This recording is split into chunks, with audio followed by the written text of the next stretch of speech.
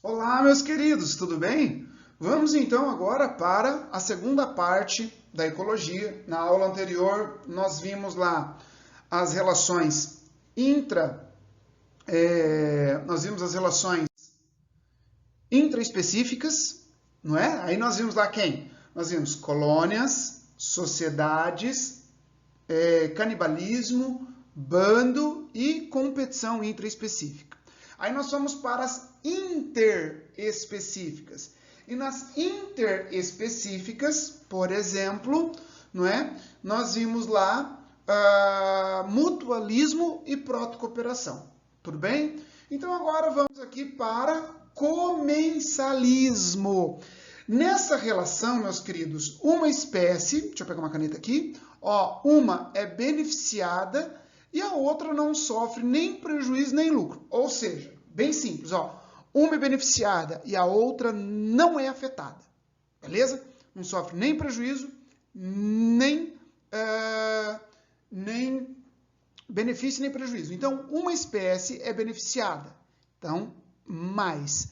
E a outra não sofre nem benefício nem prejuízo. Então, é uma relação zero. Então, é uma relação mais zero. Por exemplo, temos aqui as rêmoras, que são esses peixinhos que vivem ao lado do tubarão. Na verdade, elas têm até uma nadadeira transformada em ventosa, né? Como se fosse uma ventosa. E ela gruda no tubarão ali e o tubarão vai comendo as suas presas. E vai sobrando migalhas. Então, elas se alimentam dessas migalhas do tubarão. Aí eu te pergunto, ela teve benefício, a rêmora? Sim, porque não precisou caçar. O tubarão teve benefício? Não. O tubarão teve prejuízo? Não. Beleza? Então, para ele, tanto faz. A rêmora só se aproveitou do que ele tinha. O mesmo vale, por exemplo, abaixo aqui, ó, as hienas.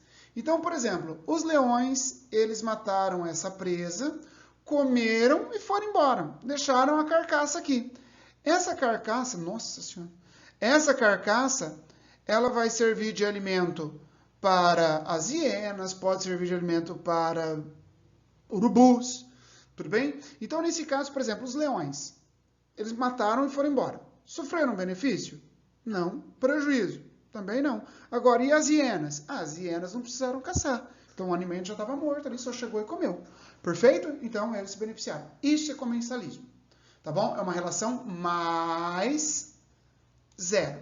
Aí nós temos um tipo de comensalismo que alguns autores enquadram, né? Comensalismo, que é o inquilinismo, onde um indivíduo usa outro como moradia e sem prejudicá-lo. Por exemplo, temos aqui o Fieraster, que é esse peixinho chamado de peixe-agulha, tá? E aqui eu tenho o pepino do mar, um equinodermata. Tudo bem? Esse peixinho aqui, ele utiliza o equinodermo como moradia. Prejudica ele? Não. E o peixinho é beneficiado? Sim, porque ele fica escondido de predadores. Tudo bem?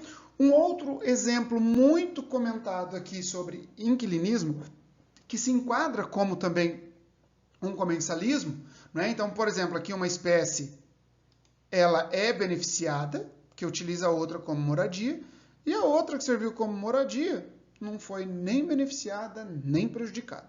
Então, também é uma relação mais zero. Quem nós estamos falando aqui são as epífitas, tá? Ó, epi significa acima e fita significa planta. Então, são plantas que vivem sobre outras, sem prejudicá-las. Pelo amor de Deus, elas não são parasitas. Ô, professor, se eu esquecer, morra. Beleza? Então, ó, presta atenção, elas não são parasitas, elas vivem sobre outras sem causar problema algum.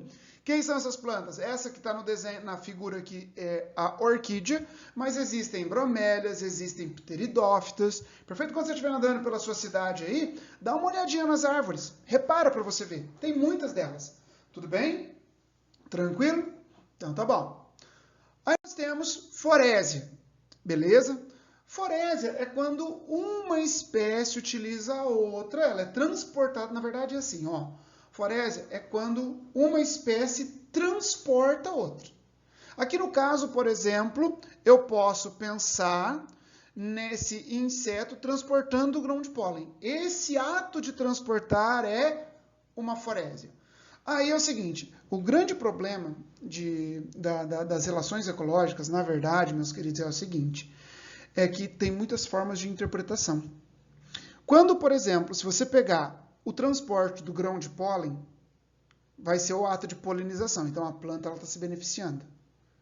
E, ao mesmo tempo, o inseto está usando o grão de pólen como alimento, também está se beneficiando. Então, pode se enquadrar como um tipo de mutualismo ou protocooperação também.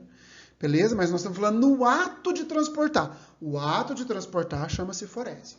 Então, toma cuidado sempre com a interpretação que pode acontecer no texto e nos itens que ele for te perguntar na questão. Então, essa parte da ecologia, sem brincadeira, é a que causa mais confusão, porque depende do jeito que o cara vai te perguntar na prova. Depende do contexto que ele vai te perguntar na prova. Então, você tem que ficar esperto com a pergunta que ele vai te fazer. Tudo bem? Esse outro caso aqui, ó, é o picão. Possivelmente você já foi em um sítio e isso aí grudou na sua calça.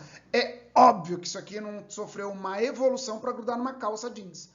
Né? Então, isso aqui é um processo de coevolução com mamíferos, perfeito? Esse picão, ele é um fruto, se você se lembra lá da botânica, ele é um fruto classificado como aquênio, ele é um fruto seco, indehiscente, do tipo aquênio. O que é isso? Quer dizer que ele tem uma semente presa a um único ponto pelo pericarpo, beleza? Então, esse cara aí, ele gruda no pelo do mamífero e vai levar ele para longe. Para quê? Para quando essa sementinha germinar, não ter uma competição intraespecífica. Perfeito? Então, na verdade, o ato de transportar foi o quê? Forésia. Perfeito? Forésia. Alguns autores colocam forésia como um tipo de comensalismo também. Então, meus queridos, lembre-se, forésia é o ato de transportar. Aí você vai analisar o que ele te perguntou, se quem teve benefício, quem não teve, vai depender do contexto. Perfeito? Vai depender do contexto. Vamos lá, então. Amensalismo. Cara, isso aqui é bem, digamos assim, por definição, às vezes eu sempre falo para meus alunos que você não pode pensar muito. Beleza? Olha, essa definição é uma definição do Amabis, e eu gosto dela, porque eu acho que é a melhor forma que ele coloca para ensino médio, tá? É o seguinte, ó. Uma das espécies é prejudicada e a outra aparentemente não sofre nada. Então, se uma espécie é prejudicada, então é menos. E a outra não sofre nada, é zero. Então, isso aqui é o contrário do comensalismo. No comensalismo é mais zero. No amensalismo, ou antibiose, é menos zero. Perfeito? Então, ó, fica esperto com isso daqui, tá bom? Então, o que eu quero que você entenda aqui? Por que é aparentemente? Quais são os principais exemplos que são cobrados em livros de ensino médio? É o seguinte, primeiro, antibiose. Na verdade, aqui é alelopatia. Beleza? O que é essa alelopatia? Por exemplo, se você observar aqui, embaixo desses eucaliptos, você vai ver que praticamente não tem plantas. Por quê? As folhas, quando caem, elas liberam substâncias que impedem o desenvolvimento de outro. Todas as plantas? Não. Algumas. Beleza? Então, quando elas caem, impede o desenvolvimento de outro. Beleza? Agora, outro exemplo, antibiótico e bactéria. Por exemplo, aqui está o penicillium. O penicillium, ele está produzindo a penicilina, que impede o desenvolvimento das bactérias nesse local. As bactérias são essas que estão aqui, ó. Aqui é bactéria e aqui no centro, isso aqui é o penicillium. Aí, então, teoricamente, o penicillium mata a bactéria e não tem, aparentemente, não tem benefício nenhum. O outro exemplo é a maré vermelha. Perfeito? A maré vermelha. Na maré vermelha, então, por exemplo, a proliferação excessiva de bactérias, a proliferação excessiva de algas, elas produzem substâncias tóxicas, matam os organismos e praticamente ela não vai ter benefício com isso. Perfeito? Então, isso é os exemplos que caem no seu vestibular. Tá? Só que eu gosto dessa definição do Amabis exatamente porque ele coloca o aparentemente. Aparentemente. Tudo bem? Porque, na verdade, para pensar. Você acha mesmo que o eucalipto, quando ele mata as outras plantas, ele não está evitando competição com ele? É ou não é? O penicillium, quando ele mata as bactérias, ele não está apresentando, ele não tem mais espaço para crescer? É ou não é? Então, esses são os exemplos. Ó, se cair no vestibular, vai dar como correto. Porém, alguns livros é que eu não estou próximo aqui de mim, mas alguns livros de ensino superior, eles colocam essas condições como o seguinte, o amensalismo. Por exemplo, ó, tem um rinoceronte aqui, ele vai caminhar até uma lagoa para beber água. Durante esse trajeto, ele pisou num inseto. O inseto morreu, ele foi beber água. Agora, raciocina comigo. O rinoceronte, quando ele passou e matou o inseto, ele teve benefício? Não. Teve prejuízo? Também não. E o inseto? Teve prejuízo? Claro, morreu, né? Então ele teve prejuízo. Então esse é um exemplo clássico assim de amensalismo. Perfeito? Mas se no vestibular cair lá a maré vermelha, se cair a lelopatia, se cair a interação antibiótico, tá correto. Perfeito? Tá correto sim, tá bom? Então bora lá. Próximo. Predatismo. É uma relação onde o predador... Opa, deixa eu trocar de cor. É o predador, ele é beneficiado e a presa é prejudicada. Óbvio que ela é prejudicada, ela morre, não é? Então, aqui eu tenho alguns exemplos do jacaré e esse búfalo. O jacaré tem um mecanismo fantástico os crocodilianos em geral, né? De predatismo, que é quando ele fecha a boca na presa, ele dá o giro da morte e ele desce para a água. Ou a presa vai morrer dilacerada ou a presa vai morrer afogada. Perfeito? Aí nós temos aqui o tubarão comendo a foca. Tubarão é um animal excepcional, só que aí a gente vê isso quando a gente fala do sistema sensorial dos tubarões, lá na zoologia.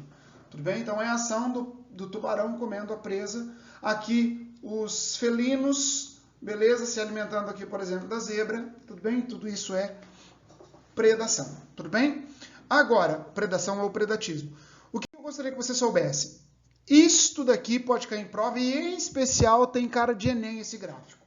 Perfeito? Então, olha só. Aqui eu tenho a lebre e aqui eu tenho o lince, que é esse gatinho fofinho aqui. Perfeito? Então, eu gostaria que você prestasse atenção em uma coisa. Em vermelho está o lince e em azul, amarelo, onde eu estou vendo amarelo? E em azul estão as lebres. Perfeito? Presta atenção em uma coisa. Olha só, a partir daqui, olha, tá? Vamos observar aqui. Houve um aumento das lebres e, posteriormente, houve um aumento dos linces. Os linces se alimentaram das lebres, a população de lebre, então, cai. Beleza? Quando cai a população de lebre, faltou alimento para o lince, também vai morrer. Aí, novamente, ocorre um aumento na população. Olha só, ocorre um aumento na população de lebres, consequentemente, ocorre um aumento na população de linces. Aumenta a população de linces, cai a população de lebres. E assim ela vai se mantendo. Então, o que eu gostaria que você soubesse com esse slide? Que geralmente, o aumento de um predador, ele ocorre logo após o aumento de presas. Por quê? Aumentou o alimento disponível. E cai a população de presas assim que cai a população assim que cai a população de presas, também cai a de predador. Perfeito? Então, fica esperto com isso aqui, tá bom? Herbivoria, alguns autores colocam como um tipo de predação. Só que daí vai ser uma relação entre um animal e a planta. Herbivoria é quando você tem, então, um processo de alimento, não é, onde plantas inteiras ou parte delas servem de alimento. Aqui vai ser uma relação mais, onde o herbívoro tira proveito e... Deixa eu apagar aqui. E... menos para a planta, porque perdeu suas partes. O interessante, às vezes, quando você estiver estudando, por exemplo, cada um dos grupos, por exemplo, as plantas, elas têm como defesa, elas adquirem como defesa contra a herbivoria, elas adquirem, por exemplo, tricomas, que são pelos que deixam a planta impalatável, cristais que funcionam como se fossem espinhos mesmo, para dificultar os pequenos animais a se alimentarem dela, perfeito? Então tem aí diversos mecanismos que as plantas elas apresentam, tá bom? Vamos lá então. Parasitismo também é uma relação onde uma espécie é beneficiada, no caso o parasita, e a outra é prejudicada, no caso o hospedeiro. Perfeito? Então, uma espécie tem benefício e a outra tem prejuízo. Em relação ao parasita, nós temos uma relação parasita-hospedeiro. O parasita, ele é beneficiado e o hospedeiro é prejudicado. E aí nós temos o seguinte, ectoparasitas são aqueles parasitas que atacam fora do corpo, como o caso dos piolhos, por exemplo, carrapatos, e endoparasitas atacam a parte interna do organismo, como bactérias, vírus, vermes, beleza? Quanto ao hospedeiro, o hospedeiro ele pode ser um hospedeiro intermediário ou hospedeiro definitivo. O hospedeiro intermediário é aquele hospedeiro onde o parasita se reproduz assexuadamente. E o hospedeiro definitivo é aquele hospedeiro onde o parasita se reproduz sexuadamente. Perfeito? Aqui alguns exemplos, por exemplo, aqui alguns exemplos como o meningococo, causador da meningite C, beleza? Causador das meningites bacterianas. Aqui o ebola, que é um vírus, beleza? Inclusive é um dos maiores vírus, é quase do tamanho de uma bactéria. E aqui eu tenho uma planta parasita. As plantas também podem ser parasitas, beleza? Então aqui pode ser, por exemplo, uma planta, uma erva de passarinho, um cipó-chumbo, né? Então aqui ela tem estruturas que são raízes austoriais, típicas de plantas parasitas, beleza? Que vai invadir e vai atacar aqui os vasos condutores. Perfeito? Ataca os vasos condutores, tá bom?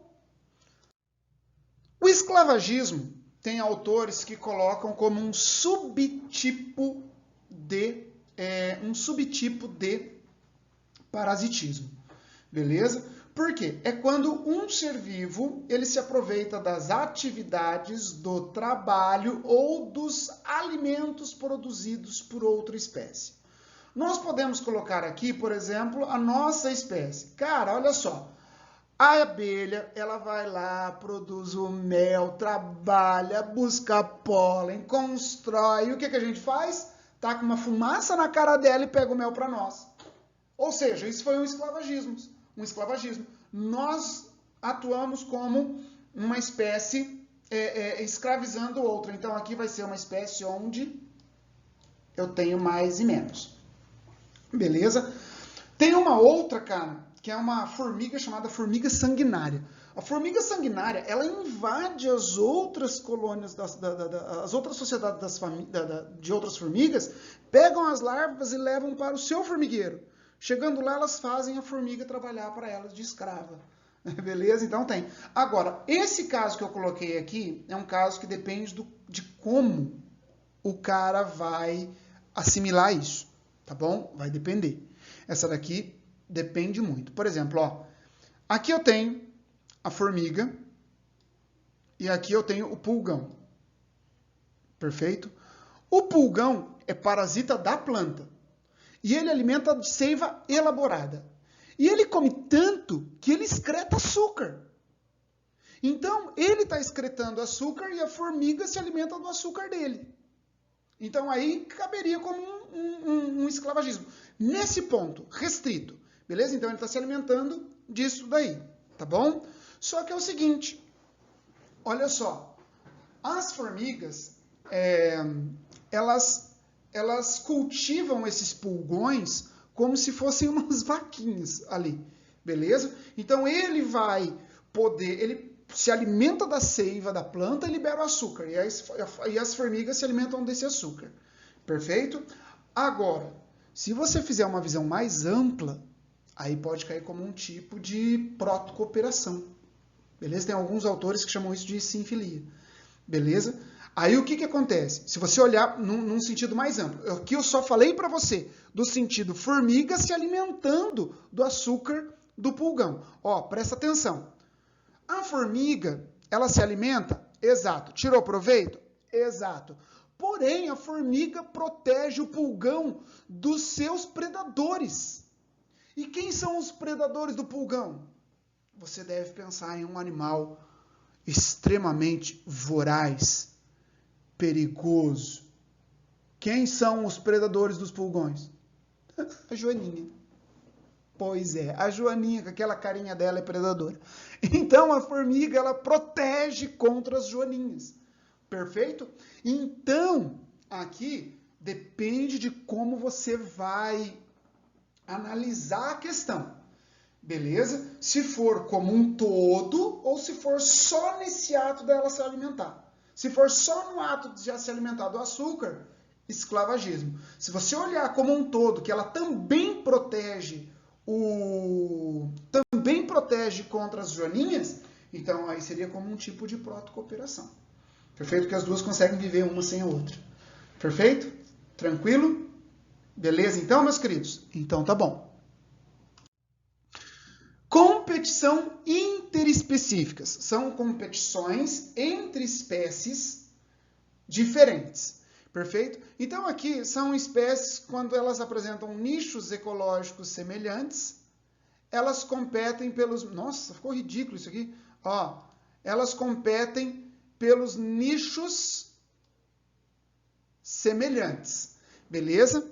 Então, por exemplo, você vai ter competição por uma, como o nosso desenho, a nossa imagem ali, competindo por uma semente, pode ser uma competição por alimento, pode ser uma competição por espaço, beleza? Isso aqui gera princípio de Gauss. Onde nós vimos isso? Lá na primeira aula, não é? De ecologia, quando eu falei de nicho. Então, princípio de Gauss é quando duas espécies que apresentam nichos semelhantes, elas competem, beleza? Então lembre-se, duas espécies com nichos semelhantes não podem conviver indefinitivamente em um mesmo hábitat, tudo bem? Então lá em ecologia, lá no início da ecologia, na primeira aula, quando eu falei de nicho, eu falei para vocês a respeito de nicho,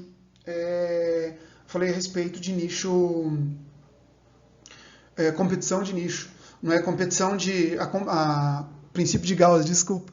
Princípio de Gauss, que é o princípio da competição, exclusão competitiva, ou princípio de Gauss. Tudo bem? Princípio de Gauss ou princípio da competição da exclusão. Nossa, que nó que eu dei aqui agora! Ó, princípio de Gauss é quando você está falando, minha esposa fala isso, quando você está falando uma coisa e pensando em outra, você trava. Né? Então, ó, princípio de Gauss é o princípio da exclusão competitiva. Perfeito? Então, assim, nós fechamos essa aula referente fechamos as duas aulas referente a relações ecológicas. Essas são as referências que eu utilizei. Tudo bem? E assim nós terminamos a aula, então. Um grande abraço e até mais.